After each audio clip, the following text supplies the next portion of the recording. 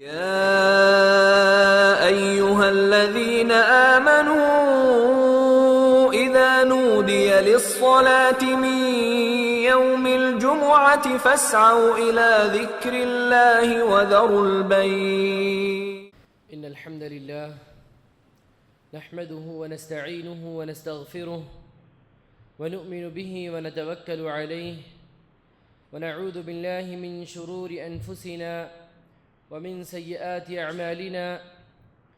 من يهده الله فلا مضل له ومن يضلله فلا هادي له، وأشهد أن لا إله إلا الله وحده لا شريك له، وأشهد أن محمدًا عبده ورسوله. أما بعد، فإن خير الحديث كتاب الله، وخير الهدي هدي محمد صلى الله عليه وسلم، وشر الأمور محدثاتها، وكل محدثة بدعة، وكل بدعة ضلالة، وكل ضلالة في النار. فأعوذ بالله السميع العليم من الشيطان الرجيم. بسم الله الرحمن الرحيم. يا أيها الذين آمنوا اتقوا الله حق تقاته ولا تموتن إلا وأنتم مسلمون. يا أيها الناس اتقوا ربكم الذي خلقكم من نفس واحدة وخلق منها زوجها وبث منهما رجالا كثيرا ونساء، واتقوا الله الذي تساءلون به والأرحام إن الله كان عليكم رقيبا. يا أيها الذين آمنوا اتقوا الله وقولوا قولا سديدا يصلح لكم أعمالكم ويغفر لكم ذنوبكم، ومن يطع الله ورسوله فقد فاز فوزا عظيما. أما بعد، فقال الله جل وعلا في مقام آخر: أعوذ بالله من الشيطان الرجيم. بسم الله الرحمن الرحيم. قاف والقرآن المجيد، بل عجبوا أن جاءهم منذر منهم فقال الكافرون هذا شيء عجيب. أإذا بتنا وكنا ترابا ذلك رجع بعيد. قد علمنا ما تنقص الأرض منهم وعندنا كتاب حفيظ. بل كذبوا بالحق لما جاءهم فهم في أمر مريج. أفلم ينظروا إلى السماء فوقهم كيف بنيناها وزيناها وما لها من فروج. والأرض مددناها وألقينا فيها رواسي وأنبتنا فيها من كل زوج بهيج، تبصرة وذكرى لكل عبد منيب. ونزلنا من السماء ماء مباركا فأنبتنا به جنات وحب الحصيد، والنخل باسقات لها طلع نضيد، رزقا للعباد، وأحيينا به بلدة ميتا كذلك الخروج. كذبت قبلهم قوم نوح وأصحاب الرس وثمود وعاد وفرعون وإخوان لوط وأصحاب الأيكة وقوم تبع، كل كذب الرسل فحق وعيد.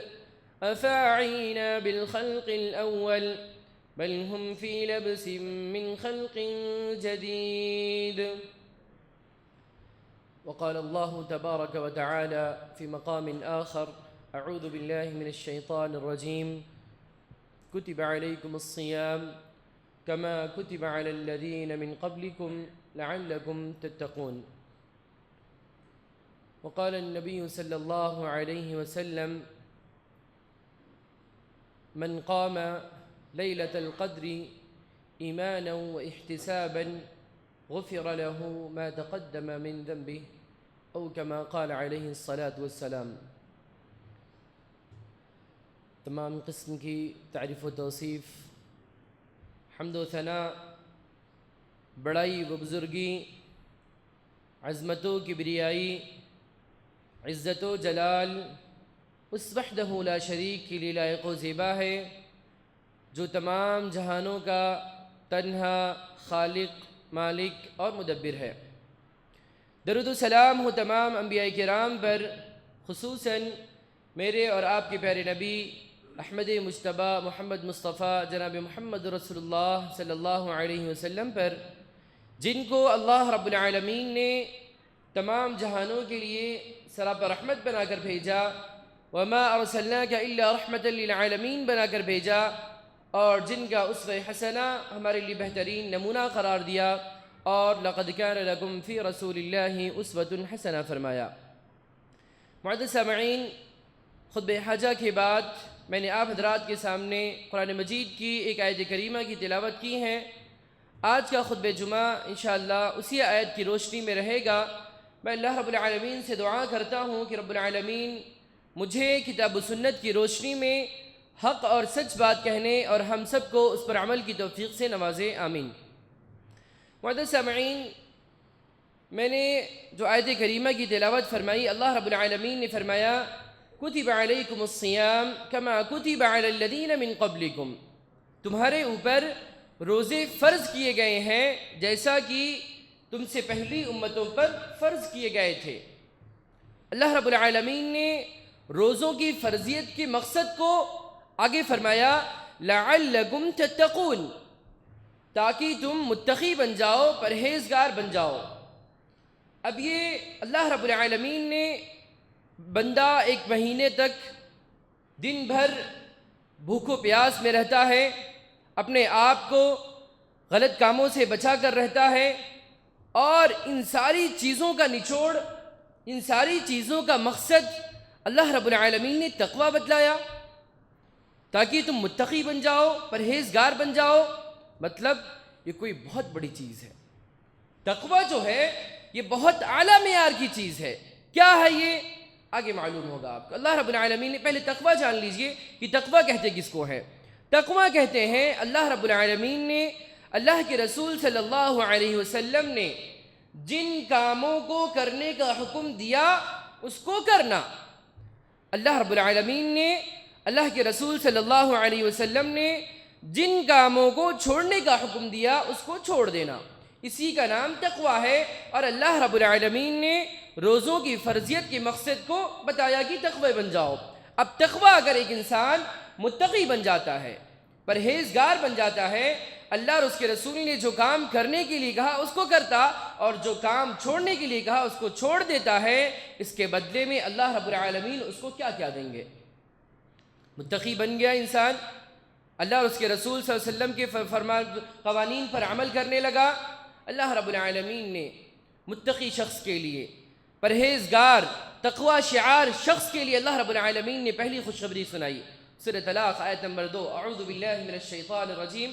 اللہ رب العالمین نے فرمایا وَمَن يَتَّقِ اللَّهَ يَجْعَلْ لَهُ مَخْرَجًا۔ سبحان اللہ، ایک انسان کو اس دنیا میں کیا چاہیے؟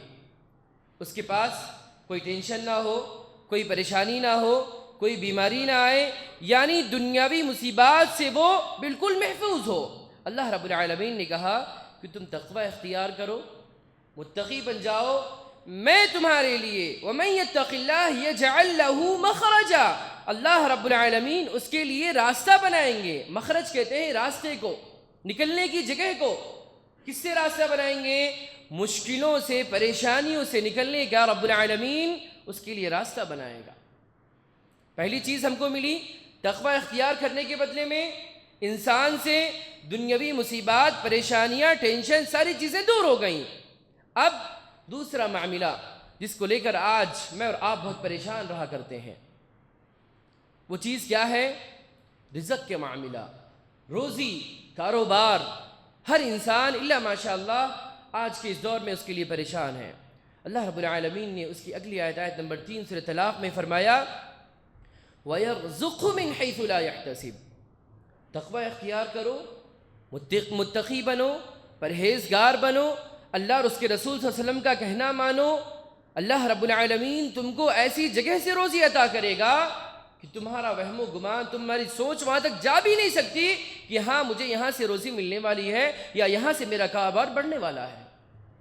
تو میرے بھائیوں، ضرورت اس بات کی ہے کہ ہم اپنے آپ کو متقی بنا لیں، پرہیزگار بنا لیں، اور یہ رمضان المبارک کا مہینہ، یہ رمضان المبارک کے روزے، یہ تقوی حاصل کرنے کے سب سے بڑے اسباب ہو سکتے ہیں۔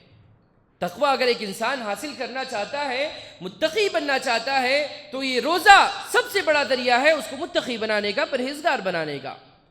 دو چیزیں انسان کو ملی، ایک دنیاوی مصیبتیں، پریشانیاں اس کے پاس سے دور ہو گئیں، رزق کا معاملہ اس کے لیے آسان ہو گیا۔ اللہ رب العالمین نے دونوں چیزوں کی ذمہ داری اپنی لے لی کہ تم متقی بنو گے، تمہارے اوپر سے مصیبتوں کو میں دور کروں گا، متقی بنو گے، تمہارے لیے روزی میں ایسی جگہ سے لاؤں گا جہاں سے تمہارا دماغ وہاں جا ہی نہیں سکتا، تم سوچ بھی نہیں سکتے۔ اور اسی پر بس نہیں کیا اللہ رب العالمین نے، یہ تو دنیاوی چیزیں ہو گئی ہمارے لیے، دنیا میں یہ مصیبت، دنیا میں یہ بھلائیاں ہم کو نصیب ہوں گی، آخرت میں اللہ رب العالمین نے ہمارے لیے کیا تیار کر رکھا ہے۔ اللہ رب العالمین نے قرآن مجید میں فرمایا سورہ طٰہٰ کے اندر، اعوذ باللہ من الشیطان الرجیم، تلک الجنہ التی نورث من عبادنا من کان تقیا، کہ وہ جنت ہے جس کے وارث میرے بندوں میں سے، من عبادنا، میرے بندوں میں سے وہ بندے ہوں گے، من کان تقیا، جو متقی ہیں، پرہیزگار ہیں۔ یعنی اس آیت سے ہم کو کیا معلوم ہوا کہ اللہ رب العالمین ہم کو کل قیامت کے دن جنت الفردوس کا وارث بنائیں گے۔ کس کو؟ متقی شخص کو، پرہیزگار شخص کو، تقوی شعار شخص کو، اللہ اور اس کے رسول کا کہنا ماننے والے شخص کو اللہ رب العالمین اس دنیا کے اندر جو بھلائیاں نصیب ہوں گی، جو بھلائیاں عطا کریں گے، وہ تو عطا ہی کریں گے، اور کل قیامت کے دن اللہ رب العالمین اس کو جنت الفردوس کا وارث بھی بنائیں گے۔ ایک انسان کو ہمارا مقصد کیا ہے؟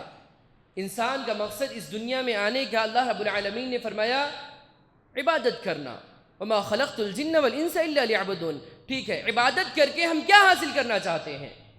عبادت کر کے ہم اللہ کی رضا اور اس کی خوشنودی حاصل کرنا چاہتے ہیں۔ ہم جب اللہ کی رضا اور خوشنودی حاصل کر لیں گے، ہم کو کیا ملے گی؟ جنت ملے گی۔ جنت کب ملے گی؟ اطاعت و فرما برداری ہم کب کریں گے؟ اللہ کی رضا اور خوشنودی کب حاصل کریں گے؟ جب ہم متقی بنیں گے۔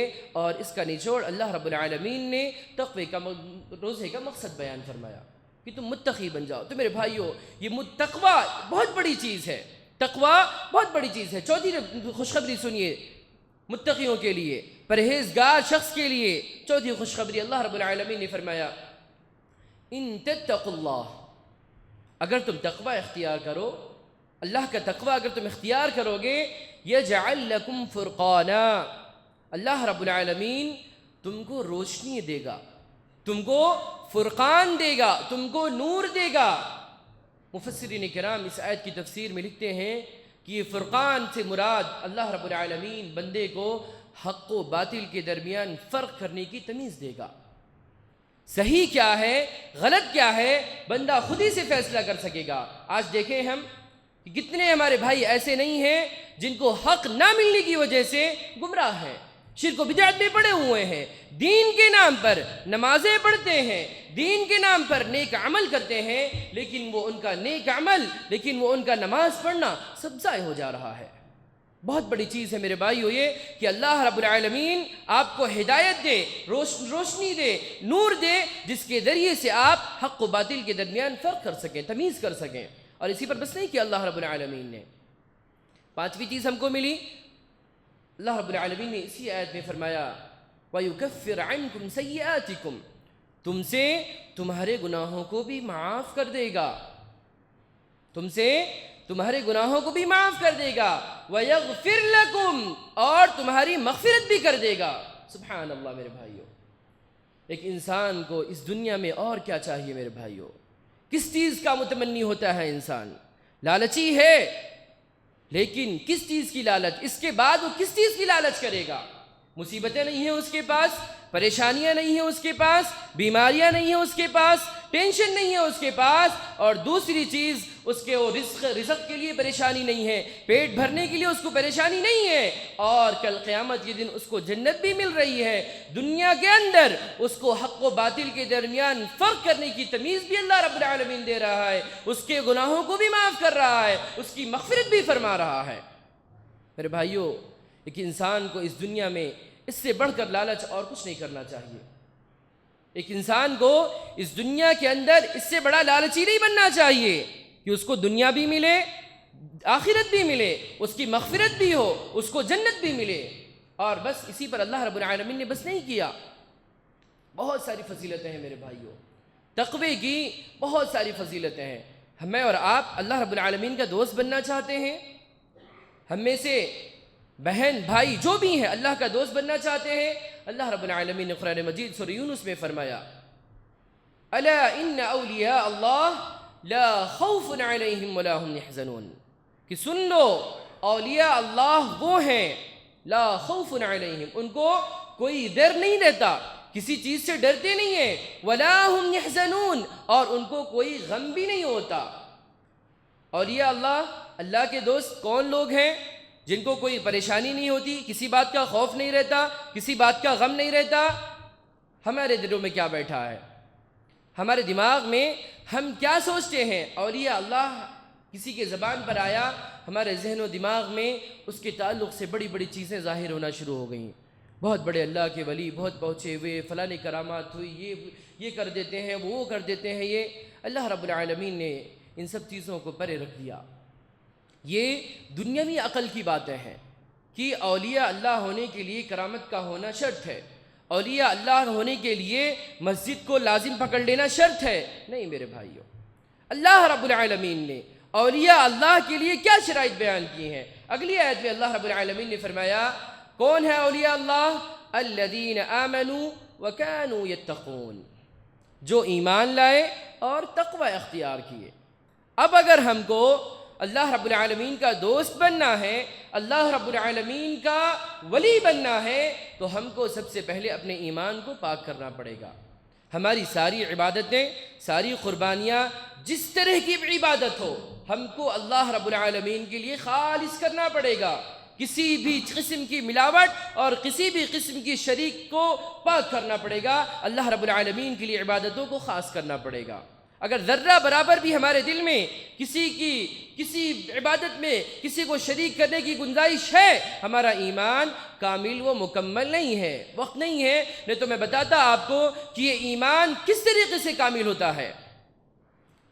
ایمان کس طریقے سے کامل ہوتا ہے؟ ایمان والے کون لوگ ہوتے ہیں؟ اللہ رب العالمین نے کفار مکہ، مشرکین مکہ کا عقیدہ بیان فرمایا۔ کفار مکہ، لفظ پر غور کریے، کفار مکہ، مشرکین مکہ، جن کو کافر کہا جاتا تھا، جن کو مشرک کہا جاتا تھا، ان کا عقیدہ اللہ رب العالمین نے قرآن مجید میں بیان فرمایا۔ اللہ کے رسول صلی اللہ علیہ وسلم کو فرمایا، قُلْ مَنْ يَرْزُقُكُم مِّنَ السَّمَاءِ وَالْأَرْضِ، کہ اللہ کے رسول ان سے پوچھئے کہ تم کو آسمان اور زمین سے روزی کون دیتا ہے؟ کس سے پوچھئے؟ کافر و مشرک سے۔ آسمان اور زمین سے روزی کون دیتا ہے؟ اللہ۔ اَمَّن يَمْلِكُ السَّمْعَ وَالْأَبْصَارَ، تمہارے آنکھوں اور کانوں کا مالک کون ہے؟ کس سے پوچھئے؟ کافر و مشرک سے۔ وَمَن يَخْرِجُ الْحَيَّ مِنَ الْمَيِّتِ وَيُخْرِجُ الْمَيِّتَ مِنَ الْحَيِّ، مردے سے زندہ اور زندے سے مردے کو کون نکالتا ہے؟ اللہ کے رسول کو حکم دیا رہا ہے کہ مشرکین مکہ سے پوچھئے، وَمَن يُدَبِّرُ الْأَمْرَ، اس دنیا کے، اس کائنات کا چلانے والا کون ہے؟ کتنی چیزیں ہو گئیں؟ آسمان اور زمین سے روزی دینے والا، آنکھوں اور کانوں کا مالک، زندے سے مردہ اور مردے سے زندہ کرنے والا، اس دنیا کے تمام امور کو چلانے والا، کس سے پوچھا جا رہا ہے؟ مشرکین مکہ سے، کفار مکہ سے۔ جواب کیا ہے ان کا؟ ان کا جواب اللہ رب العالمین نے قرآن مجید میں نقل کیا، فَسَيَقُولُونَ اللَّهُ، وہ جھٹ سے کہیں گے کہ اللہ۔ کون کہیں گے؟ کافر اور مشرک۔ کون کہیں گے؟ ابو جہل، عتبہ، شیبہ۔ کیا کہیں گے؟ اس دنیا کے تمام کاموں کو ذمہ دار اللہ رب العالمین ہے، اس دنیا میں تمام امور کا چلانے والا اللہ رب العالمین ہے۔ اتنا مضبوط عقیدہ، اتنا مضبوط ایمان ان کا اللہ رب العالمین کے پر ہونے کے باوجود وہ لوگ کافر اور مشرک کیوں؟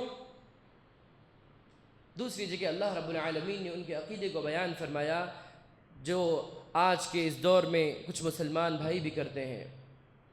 مشرکین مکہ ایک کام کیا کرتے تھے، وہ یہ کہ انہوں نے اپنے کچھ دیوی دیوتاؤں کو خاص کر لیا تھا، ان کے سامنے وہ چڑھاوا چڑھایا کرتے تھے، نذر و نیاز پیش کیا کرتے تھے، ان کی عبادت نہیں کرتے تھے، وہ ان کی عبادت نہیں کرتے تھے۔ اللہ رب العالمین نے فرمایا جب ان سے پوچھا جاتا تھا کہ یہ کام تم کیوں کرتے ہو، تو کہتے تھے ما نعبدہم، ہم ان کی عبادت نہیں کرتے، ان کے سامنے یہ کام اس لیے کرتے ہیں الا لیقربونا الی اللہ زلفا، تاکہ یہ ہم کو اللہ رب العالمین سے قریب کر دیں، ہم کو اللہ رب العالمین کا محبوب بنا دیں، اس لیے ہم ان کے اوپر نذر و نیاز چڑھاتے ہیں۔ میرے بھائیوں، اگر یہ کام مکہ کے مشرکین اور کفار کریں تو وہ جہنم کا ایندھن، اگر یہ کام آج کے ہم مسلمان عبداللہ عبد الرحمن کے نام والے کریں تو کس ناحیے سے وہ جنت کے حقدار ہو سکتے ہیں؟